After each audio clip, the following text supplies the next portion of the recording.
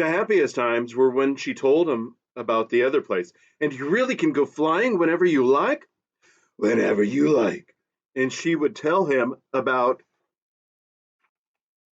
the lovely music that came out of a box and all the nice games you could play and the delicious things to eat and drink and the light that came when you pressed a little thing in the wall and the pictures you could hear and feel and smell as well as see and another box for making nice smells and the pink and green and blue and silver houses as high as mountains, and everybody happy, and no one ever sad or angry, and everyone belonging to everyone else.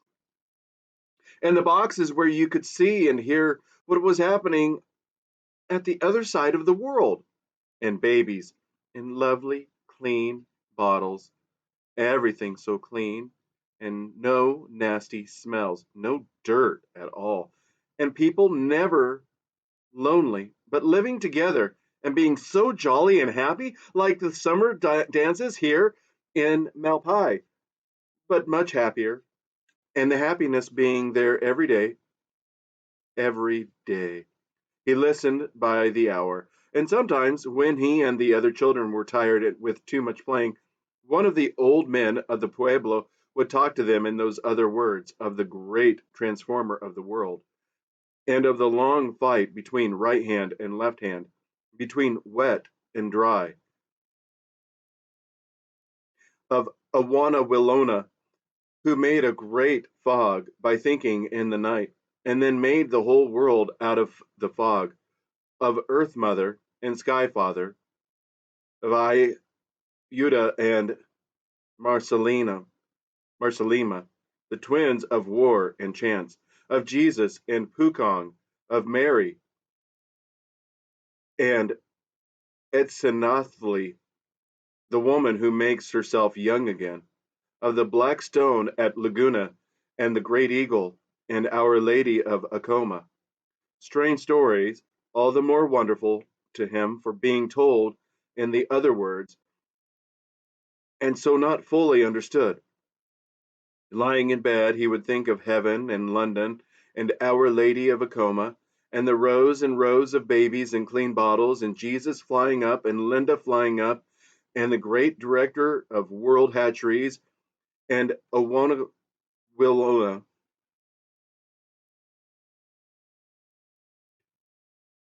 Lots of men came to see Linda. The boys began to point their fingers at him. In the strange other words, they said that Linda was bad. They called her names he did not understand, but that he knew were bad names. One day, they sang a song about her, again and again. He threw stones at them. They threw back. A sharp stone cut his cheek.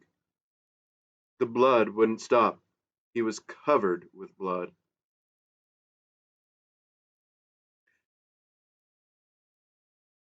Linda taught him to read.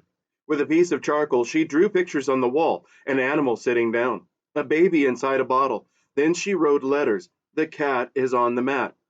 The tot is in the pot. He learned quickly and easily. When he knew how to read all the words she wrote on the wall, Linda opened her big wooden box and pulled out from under those funny little red trousers she never wore a thin little book. He then had often seen it before. He had often seen it before. When you're bigger, she had said, you can read it. Well, now he was big enough. He was proud. I'm afraid you won't find it very exciting, she said. But it's the only thing I have, she sighed. If only you could see the lovely reading machines we used to have in London. He began reading The Chemical and Bacteriological Conditioning of the Embryo, Practical Instructions for the Beta Embryo Store Workers. It took him a quarter of an hour to read the title alone. He threw the book on the floor. Beastly, beastly, beastly book, he said, and began to cry. The boys still sang their horrible song about Linda. Sometimes, too, they laughed at him for being so ragged when he tore his clothes. Linda did not know how to mend them. In the other place, she told him, people threw away clothes with holes in them and got new ones. Rags, rags, the boys used to shout at him. But I can read, he said to himself, and they can't. They don't even know what reading is. It was fairly easy, if he thought it hard enough about the reading, to pretend that he didn't mind when they made fun of him. He asked Linda to give him the book again. The more the boys pointed and sang, the harder he read. Soon he could read all the words quite well, even the longest. But what did they mean? He asked Linda. But even when she could answer, it didn't seem to make it very clear, and generally she couldn't answer at all. What are chemicals? He would ask. Oh, stuff like magnesium salts and alcohol for keeping the deltas and epsilons small and backward, and calcium carbonate for bones, and all that sort of thing. But how do you make chemicals, Linda?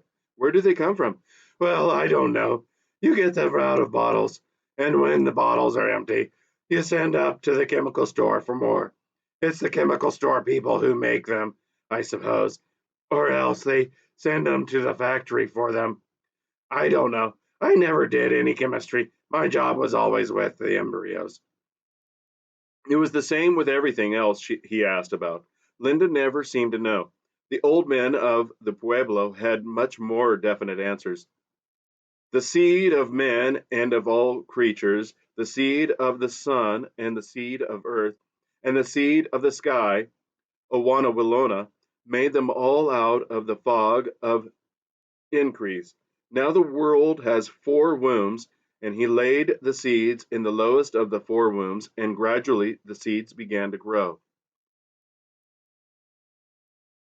One day, John calculated later that it must have been soon after his 12th birthday, he came home and found a book that he had never seen before lying on the floor in the bedroom. It was a thick book and looked very old.